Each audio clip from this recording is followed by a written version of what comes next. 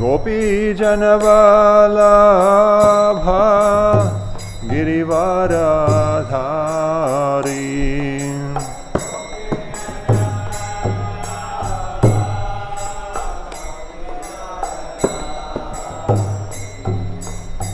Gopi Janavalabha Girivaradhari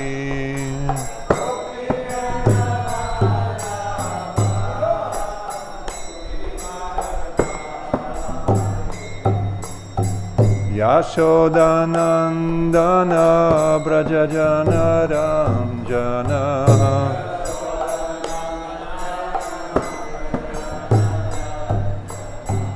Yashodanandana Brajajana Ranjana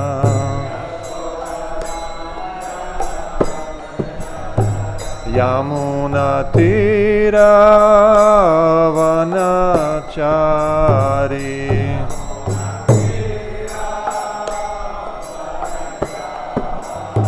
Yamuna Tira Vanachari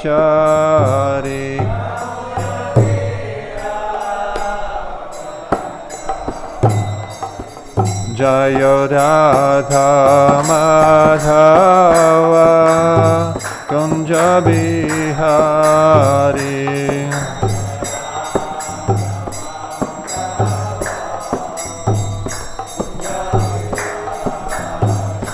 Jaya Radha Madhava Kunja Bihari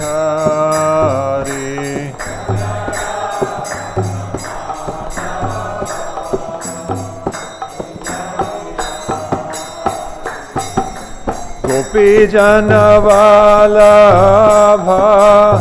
Girivaradhari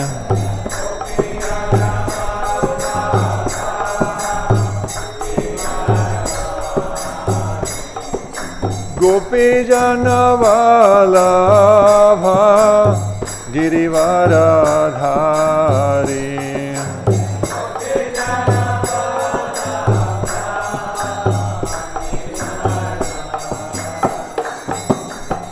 Yashodanandana Brajajana Ranjana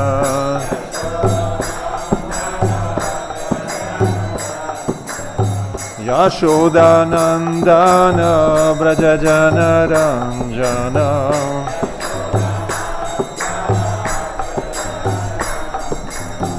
Yashodanandana Brajajana Ranjana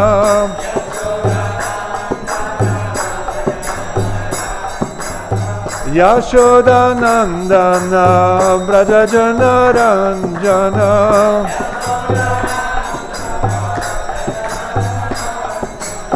Yashodanandana Brajajana Ranjana Yamuna Tira Vanachari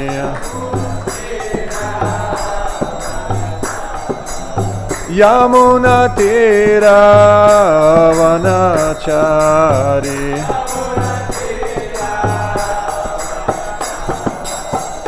Jaya Radha Madhava Kunja Bihari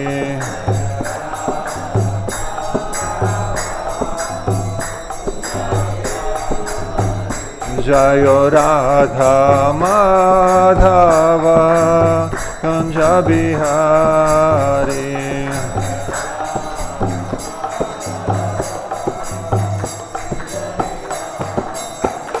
Hare Krishna, Krishna Krishna, Hare Hare, Hare Rama, Rama Rama, Hare Hare.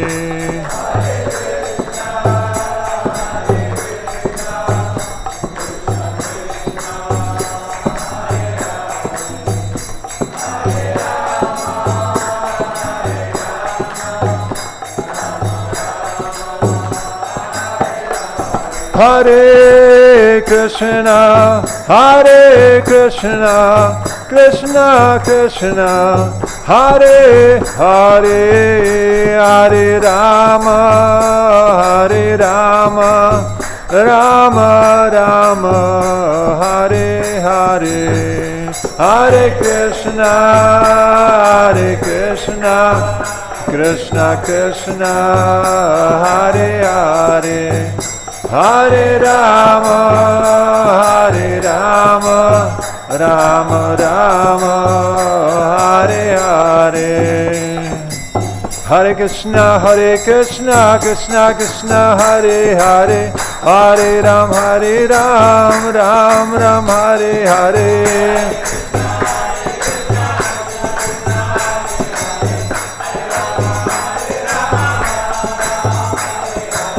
Hare Krishna, Krishna Krishna, Hare Hare, Hare Ram, Ram Ram, Hare Hare.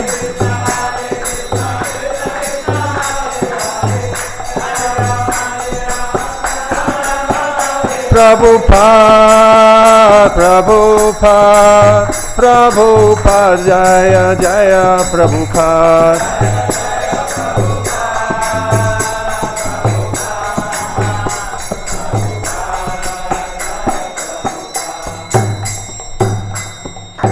Gaur Premanande, Hari Hari Bol.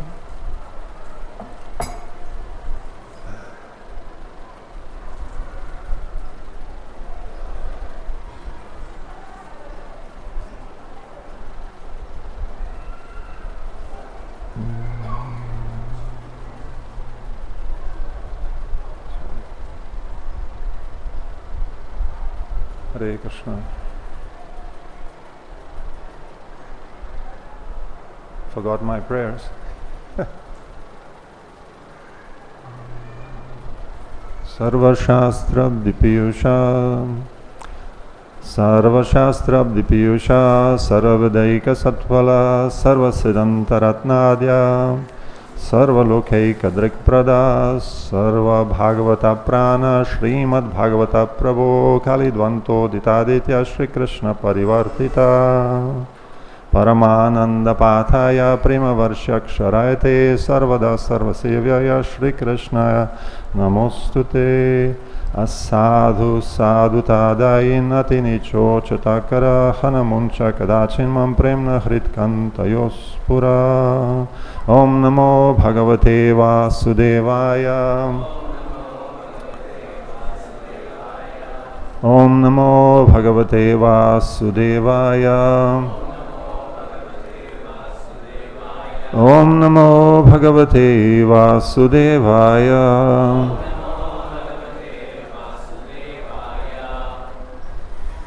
So we're reading from Srimad Bhagavatam, Canto 3, Chapter 21, entitled Conversation Between Manu and Kardama. Text number 6.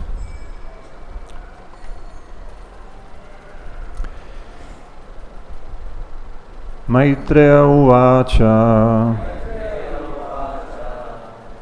prajāḥ bhagavān prajāḥ bhagavān kardamo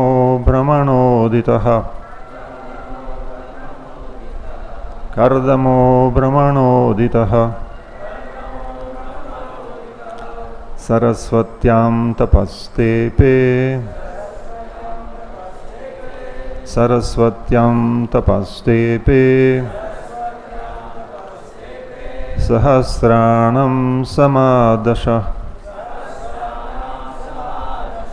sahasrāṇāṁ samā daśa.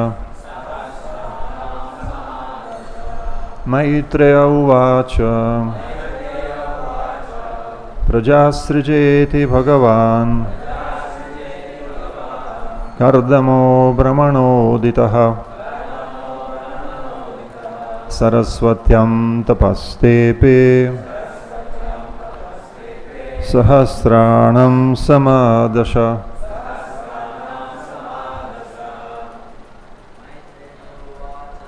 Maitreya uvāca. Bhagavān.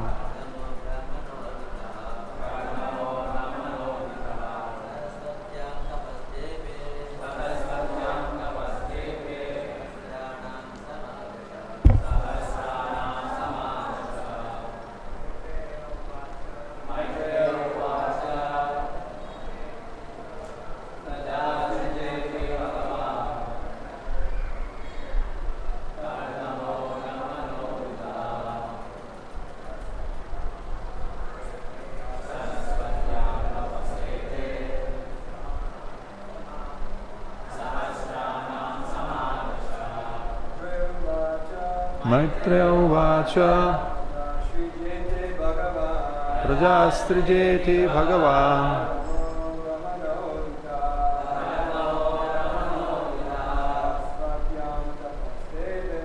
sarasvatyāṁ tapas tepe.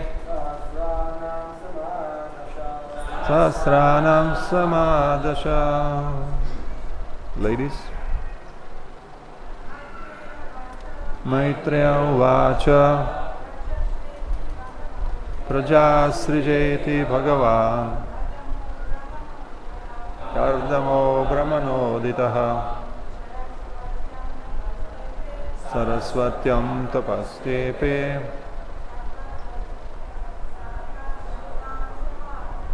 sahasrāṇāṁ samā daśa. Maitreya uvāca. Prajāḥ sṛjeti bhagavān. Kardamo brahmaṇoditaḥ.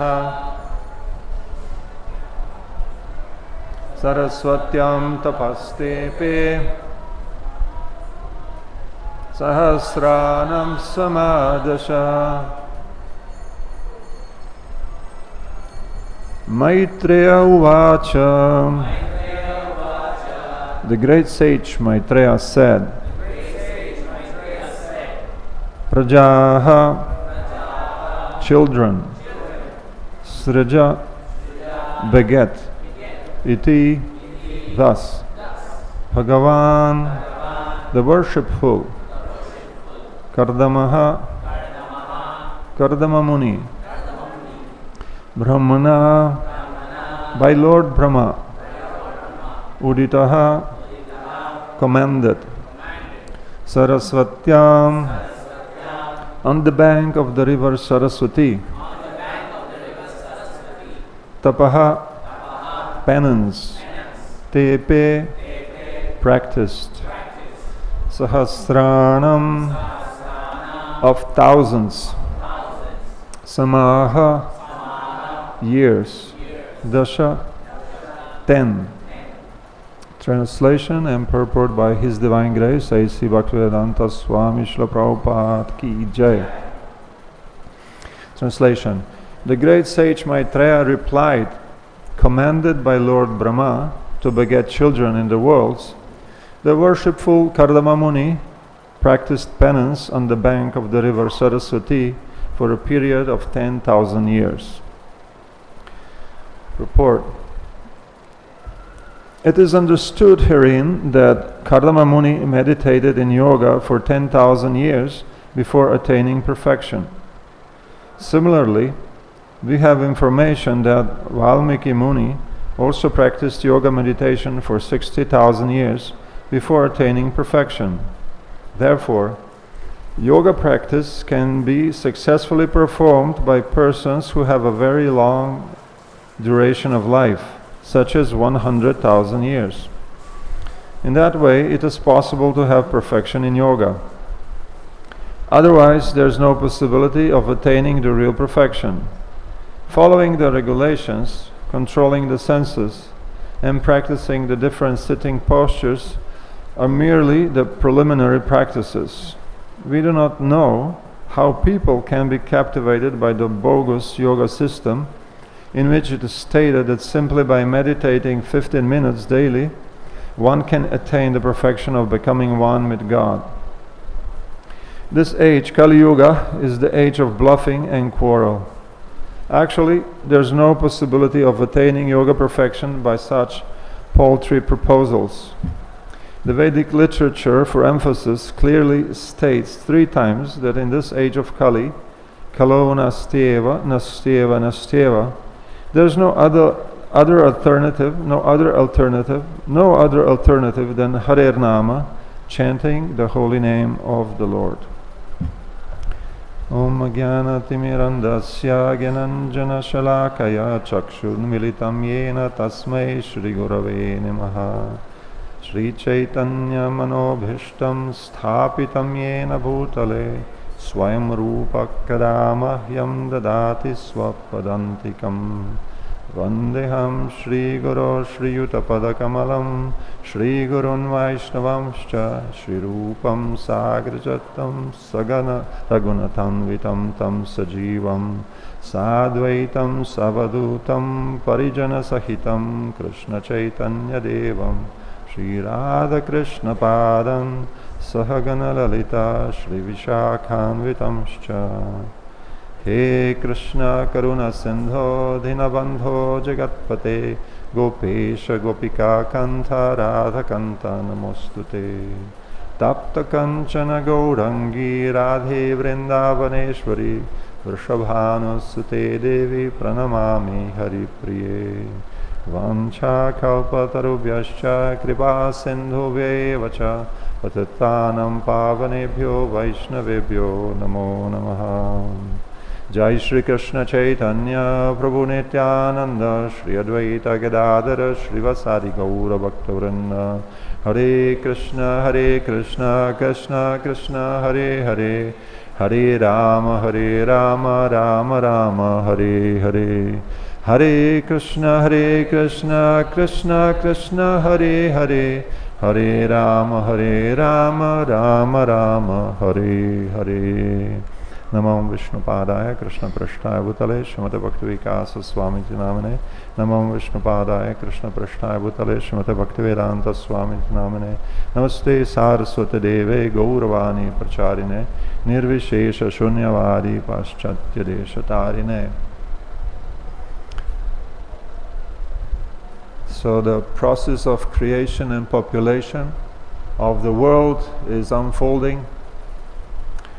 So the 3rd canto mostly speaks of the secondary creation by Lord Brahmā, and naturally when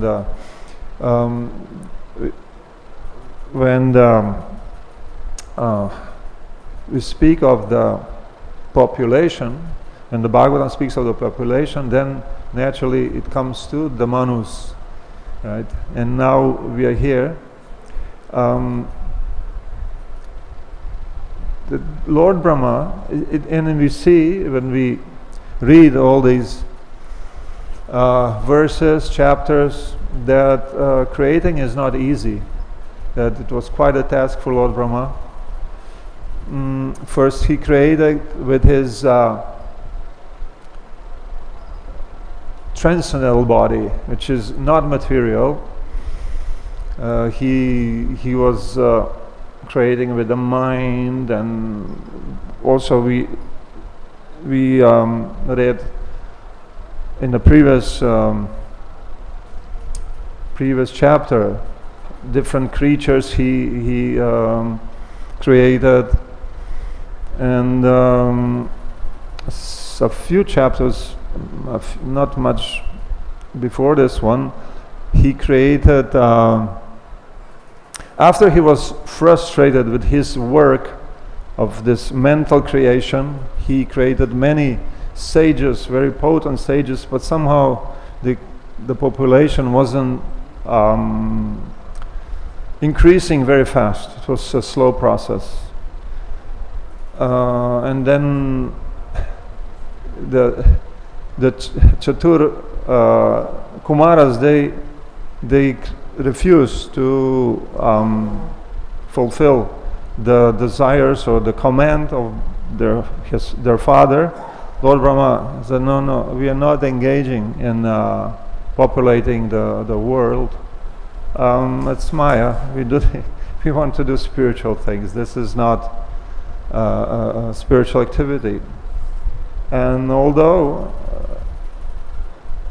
they were bound by their authority, I mean duty bound, but this is a higher principle, so they were allowed to escape.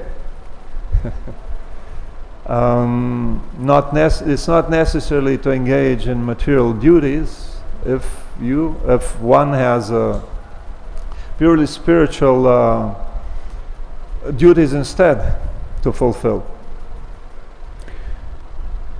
So the Rudra, he was actually Brahma knew that they were right, but still he had his own mission to fulfill, so he was angry. And Rudras appeared from his forehead, very fierce. Shiva, right? Shiva principle, Rudra principle, fierce principle, and they started to annihilate the world. So it was exactly the opposite what he wanted. He said, no. Shanti, shanti, shanti. This will come later when the annihilation of the world comes. Now we are only starting. They're starting. And then out of his body somehow or other appeared Manu and Shatarupa, the first two, let's say, humans. That was after he accepted non-material, a material body with which he could engage in sexual business, let's say. That was then, from that point, it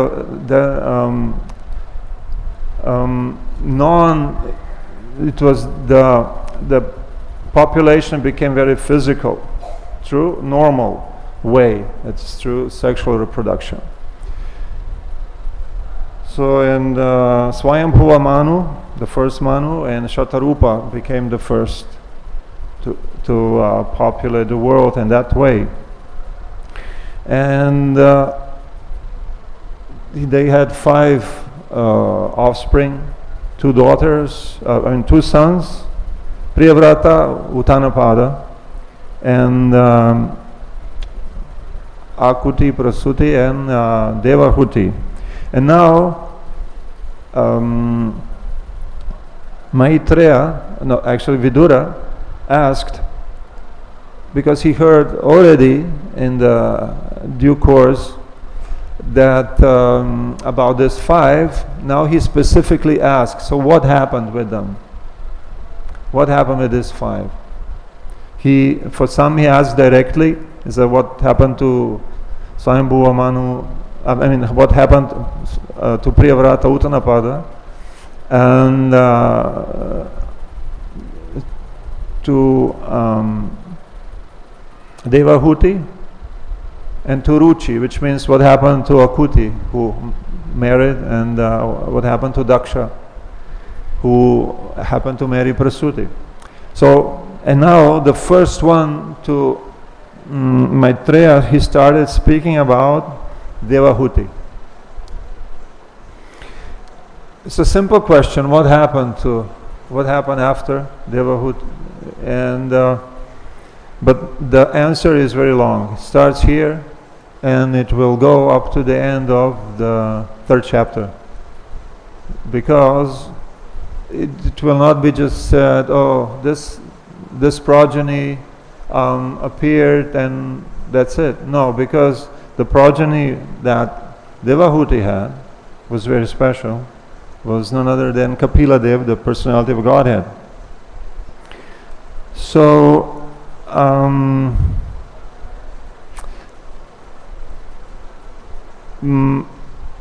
Vidura will ask more about other sons and daughters of Swayambhuva Manu later. Now that's it. Up to the end of 3rd canto, Maitreya will speak about Devahuti, Kardama Muni, her husband, and Kapila Dev. So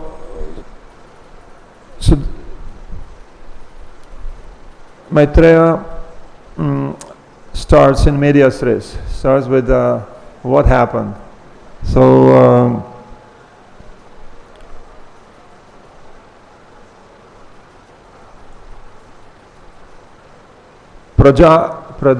Brahma gave a command to his son, Kardama Muni. You populate the worlds. And Kardama Muni was a dutiful son. He said, fine, I'll do it. But he wanted to do it properly. He was a sage, perfected, but he wanted to be perfected fully before he would take up upon this task of populating the world with progeny. So he practiced penance on the bank of the river Sarasvatī for a long time, 10,000 years.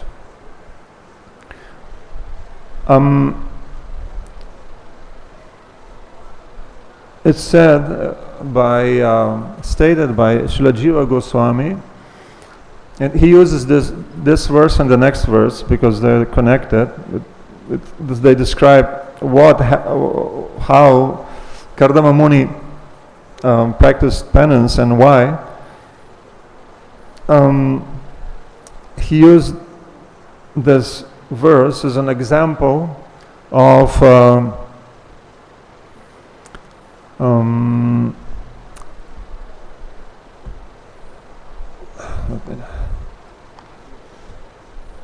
the Sangha Siddha Bhakti. Now this is a little complex. We have Swarup Siddha Bhakti, which is devotional service, which is nothing, by its essence, it's devotional service. And that refers to the processes like Shravanam, Kirtanam, Vishnu, Smaranam, and so on. These processes don't have to be connected with something else to be bhakti. These are bhakti. Yeah, this is direct devotional service. So if we don't know what to do, how to perform devotional service, Shravanam, Kirtanam, Vishnu, Smaranam, I mean, this is recommended. Best processes. But that's not the only bhakti. There's also Arop Siddha Bhakti, which is some activities of Vedic rituals, Vedic karma, which are by themselves are not bhakti, but because they are dedicated to the Lord, they become bhakti.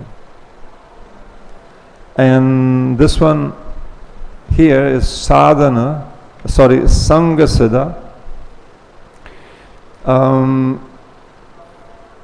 They are associated with direct bhakti. Kardama Muni, and therefore they attain the nature of bhakti. Kardama Muni was meditating with the goal of creating progeny. So that's not pure devotional service in itself. But Kardama Muni himself, he didn't have any material desires. What he wanted is, he was just being respectful to the orders of Lord Brahmā. He didn't want to say no. So what Lord Brahmā is doing by populating the world, this is also it's the order of the Supreme Lord. So, in that sense, it is devotional service. But in itself, it's not. As we've seen in the case of 4 Kumaras, they could afford to say no and engage in direct devotional service. But not everybody's on that level. So it's also fine to engage in such devotional service. Sometimes we hear I don't know, whatever you do, you dedicate to the Lord. Yeah, that is one of these types, not direct devotional service. So therefore we have to have, our minds have to be clear what we are doing, for whom we are doing it. Because the activities which are not directly connected to the Lord may be easily taken as separate from the Lord. They take us away. When you're making money for Krishna, we may forget that we are making this money for Krishna. And because we can use it for ourselves, for something separate from devotional service of the Lord. So it's easy because we are the one who decides. So therefore, direct devotional service is delineated by Srila Jiva Goswami to make it clear. We may say conventionally, yes, this is devotional service, but then when we analyze in what way this is devotional service, okay, under the condition that it's connected to the Lord, it's for the Lord, otherwise it's not. So making progeny is devotional service if it's done for the Lord, if it's done for having children which will be Krishna conscious.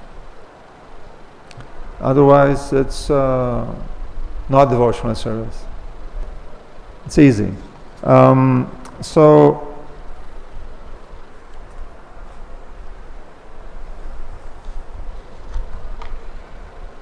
and Srila Prabhupada discusses just one point, that Kardama Muni, he was aware of this. It's clear from when the Supreme Personality of Godhead appeared in front of him, he was actually embarrassed to ask him. It's actually, anyway, we'll read as we go on. Actually, I want to directly serve you, but he didn't say, actually I was asked by my father. He could have said that, but he didn't say. So I have material desires, therefore I'm doing this. So he was very humble. We don't find that there was any material desires in him. He was doing his duty. But he said, "Oh no, I have material desires." See, Vaishnava, so humble. And he was engaging in yoga, but which was not only yoga. Let's say like purely Ashtanga yoga. It says here in the next verse, Kriya Yogena, Samadhi Yuktena. He was, and I think it's mentioned that this is, he was worshipping the Lord, with articles and like that. That was his worship. It's not yoga, just Ashtanga yoga, like a mechanical process. So Kardama Muni was a devotee, and therefore he was doing devotional service. But the action itself, to pray for the blessings, to have a good progeny or a good wife, it's not in itself, it's just a material life. So Prabhupada expressed his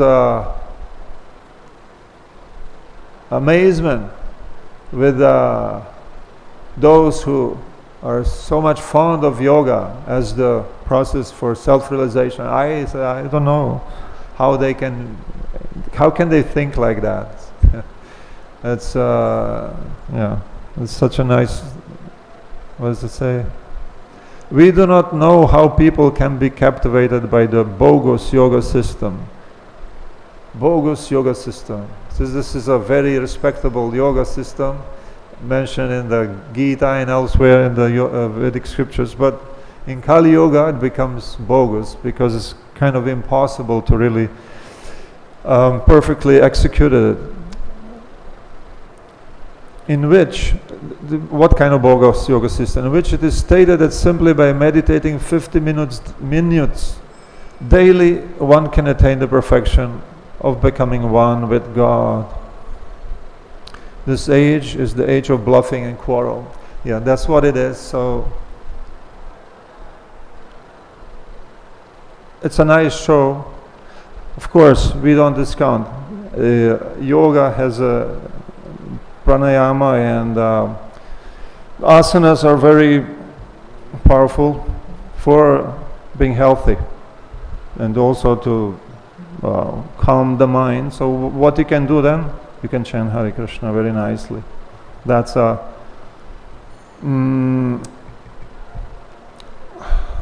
physical exercise by the sages, pranayama, yeah, and breathing, and yoga in some cases, I mean asanas.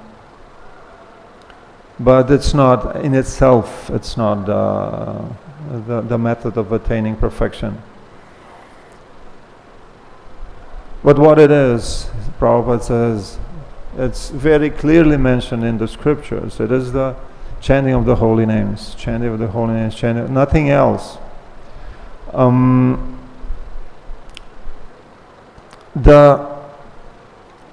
why not everybody is doing this? It's because of the offenses. Yeah. The scriptures are clear, but we don't have faith in the scriptures. So the scriptures is something. I don't know, if we quote from Srimad Bhagavatam or somewhere else, oh, it's some mythology, Hindu scripture. You believe in that? So that's an aparad, that's an offense. So people who think like that, they will not be able to take up the chanting. Kali Yuga is a bad age. When Shukadeva is discussing the age of Kali and its symptoms at the end of the towards the end of the Bhagavatam, in the 12th chapter, it says Tataschanu dinam dharma satyam shaucham kshamadaya kalena balina rajanam kshatyayur balam smritihi. Religion, truthfulness, cleanliness, tolerance, mercy, duration of life, physical strength and memory will all diminish day by day because of the powerful influence of the age of Kali. So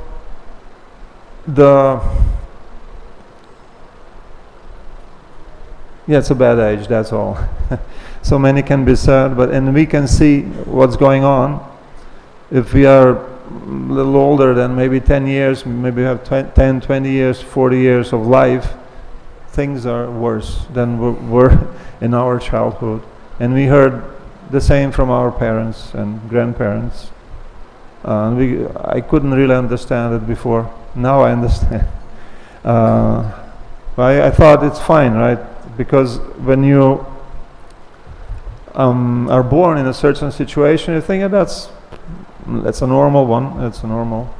But then you see, okay, this can be worse. And actually before it was better, so it goes down. So Shukadeva Goswami says that one verse is there. It says about the chanting of the holy name and who will chant the holy name. Terrified, about to die, a man collapses on his bed. Although his voice is faltering and he is hardly conscious of what he is saying, if he utters the holy name of the Supreme Lord, he can be freed from the reaction of his fruitive work and achieve the supreme destination. But still people in the age of Kali will not worship the Supreme Lord. Srila Prabhupada spoke a few times, many times, about one cartoon in which an old lady requested an old gentleman who was dying chant, chant, chant. And the old gentleman said, can't. So this like little story, anecdote, is this is a summary of this verse. You know, he'll do anything else but chant the names of the Lord. Yeah. Some people have so much difficulty of chanting. It takes so much association with devotees. You say, what is that this thing you have? They'll speak around. It's difficult to say Krishna or Rama. There's something, you know. Very difficult to say Krishna. But if somehow or other, one gets some faith through association with devotees, then all these faults, they're nothing compared to the auspiciousness of the holy name. Kalir dosha nidhe rajan asti heko mahangunaha kirtanat eva krishnasya mukta sangha param vrajet. So Shukadeva Goswami said this to Parikshit Maharaj. I painted you a very black picture of how it is bad in the age of Kali. But if you focus on the holy names, then it will be very easy. When the Supreme Personality of Godhead is meditated upon by those about to die, He reveals to them their own eternal spiritual identity. So, the holy name, chanting of the holy name of the Lord is the most potent. Of all the processes of devotional service, in simple Bengali, bhajanera madhya sheshta navavidha bhakti. Krishna prem, Krishna dita dhore mahashakti. So the best processes of devotional service are the 9 Navavidha Bhakti, the 9 processes which were described by Prahlad Maharaj, beginning with Shravana Kirtanam, Vishnu Smaranam and so on. They can give Krishna and Krishna Prem. So we found a very good processes. Patarmadya sarvasheshta nam sankirtan niraparade nam loile pai premadhan. So, and among these 9, the best one is nama sankirtana, chanting of the holy names of the Lord. One gets prem by chanting niraparad nam hoile. So if we chant without offenses, so the offenses, or not chanting with offenses, it's not so difficult to chant.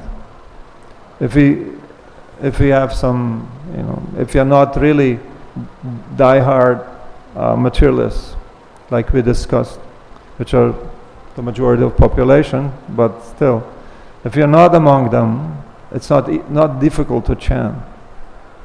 But to chant without offenses, that's a whole different story.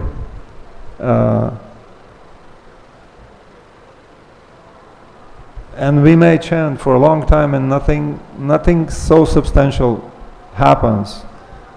Bahu janma kore jodi shravan kirtan tabutu na pai Krishna pade premadhan.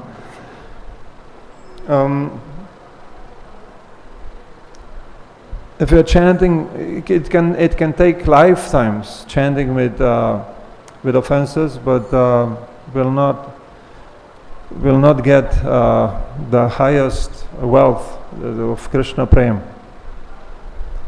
So Sri Chaitanya Mahaprabhu speaks about not getting attachment to the holy name, to the chanting of the holy name.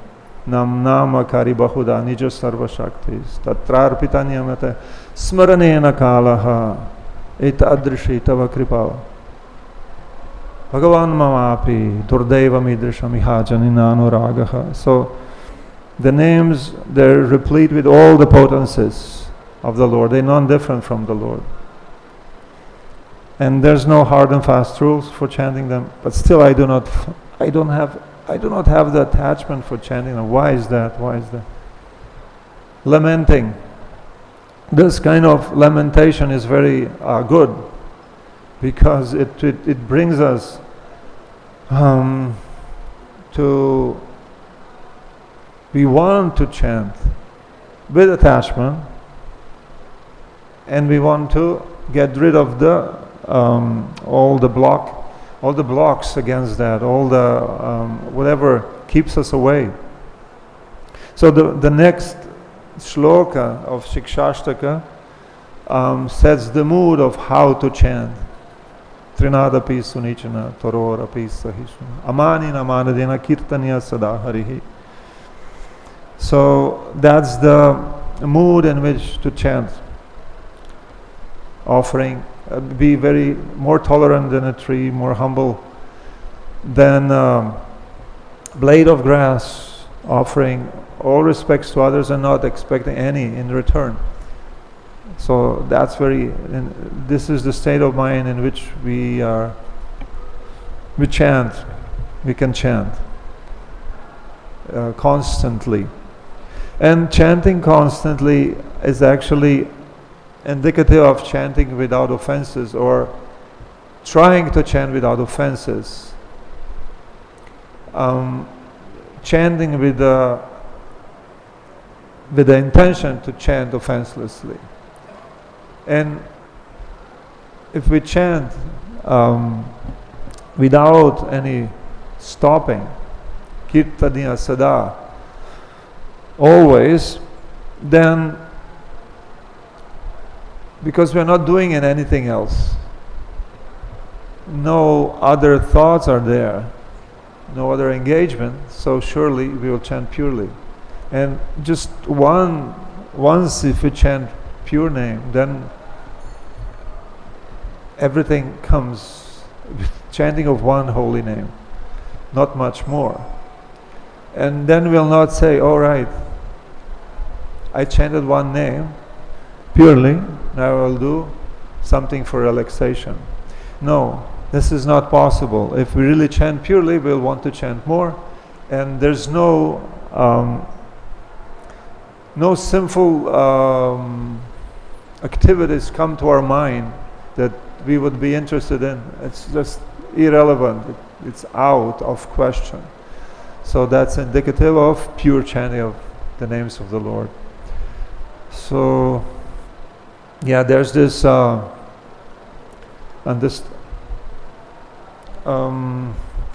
of the 10 offenses. And that knowledge is just so that we can identify the enemy and avoid the offenses. Yeah, there's no time to go into the offenses right now. But in a temple, we chant the 10 offenses at the end of the Mangalarati in most of the temples. And it can be a ritual, another thing we do, or we meditate upon that and try to be more educated about it also, so we can. There are some fine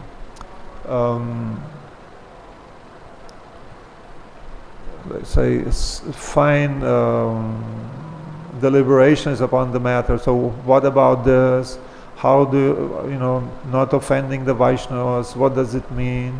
Does it mean that one has a tilak, then he has an immunity from all kind of criticism, even if he does nonsense? So all this kind of things are there. So yeah, this is the science of Krishna consciousness.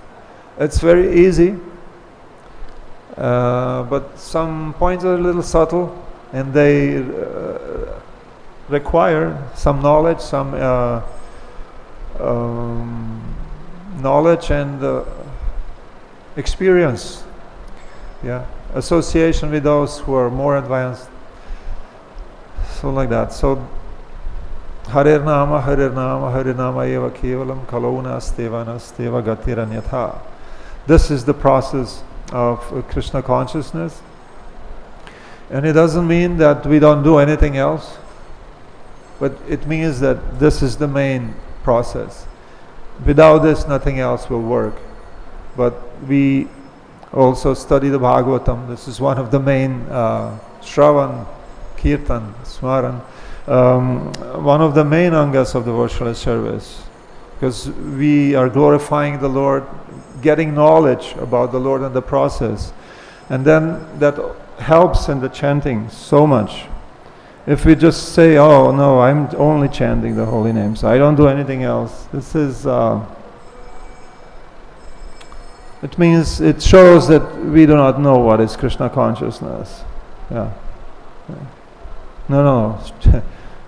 Reading the Bhagavatam is not okay. Just chant. Do better things. But what will you chant? What will be going in the mind? We have to fill our consciousness with Krishna Katha. Yeah. And if we cannot chant and hear all the time, then we have to do practical service. And Srila Prabhupada made a perfect arrangement for us. It's very difficult. Prabhupada offered to those who can, you can come to our temples and just chant. And we offer all the facilities. But just chant. Don't sleep. Don't think about women and such things. Just chant.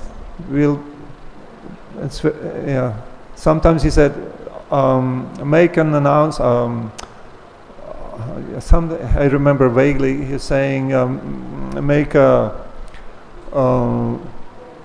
put it in a newspaper. Yeah, we offer all facilities. Yeah, thank you. Yeah, make a propaganda. So let's see who will come. Not many come like that. Yeah. So that is Srila Prabhupada based his program he gave to us on chanting of the holy names. Nothing goes without that, but it's not only the chanting. But in other sense we can say it's only the chanting, it's nothing else, because everything supports the chanting. Alright, so we said something. Hare Krishna. Some questions, comments? There. Nice class, Prabhu. Thank you for the nice class. One comment, one question. One comment is that Srila Bhaktisiddhanta also put these types of advertisements out. That's how Krishnadas Babaji Maharaj actually came to the temple that way, by reading that advertisement and coming. And he was able to do that. He was able to chant constantly. And my question is, you mentioned this, was it Swarup Lakshana Bhakti, Swarup Siddha Lakshana for... Yeah, Swarup Siddha Bhakti. That's the 9 processes of chanting, correct? Yeah. And then you mentioned this other one, what was that? Aropa. Aropa Siddha, that's like connected Vedic rituals such as marriage and so forth, correct? Yeah. And then you mentioned this Sangha Siddha. So my question is I was always under the impression that in the case of something like marriage or these types of circumstances, that because Brahma was asking, being a representative of Krishna and the spiritual master of the universe, as you can say, asking Kardama to get married, that would be considered the process of daśa, because we hear that like Arjuna is performing pure devotional service by fighting. Krishna is asking him to fight, and there's also the example of Priyavrata Maharaj, who was preferring to perform austerity, but was asked by Brahma to become married as a service. So I was wondering if you can shed some light on that. Thank you. Yeah, as I understand, Srila Jiva Goswami, we may say conventionally, yes, devotional service, and it's true. But here in the Bhakti Sandarbha, Srila Jiva Goswami analyzed very minutely what bhakti is. So, from this analysis we say it's not Surup Siddha Bhakti, but it is Sangha Siddha Bhakti. In the final result, it is Bhakti, because it's connected, and it helps Bhakti. You cannot separate it in this case of Kardama Muni, in such a case. But you can in the case of others. I just see the ordinary people of the world. They create progeny. Not many are thinking about that anymore. It just happens naturally. And they marry or don't marry anymore, but they have spouses for a short time or longer time. The things became very degraded. It's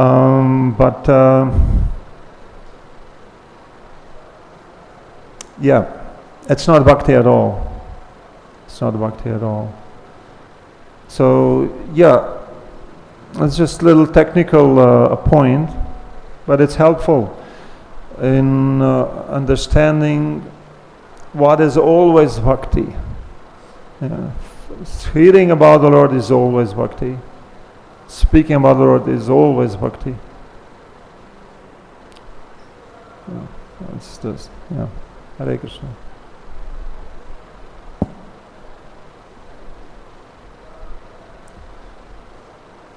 Right. Thank you very much. Grantaraj Srimad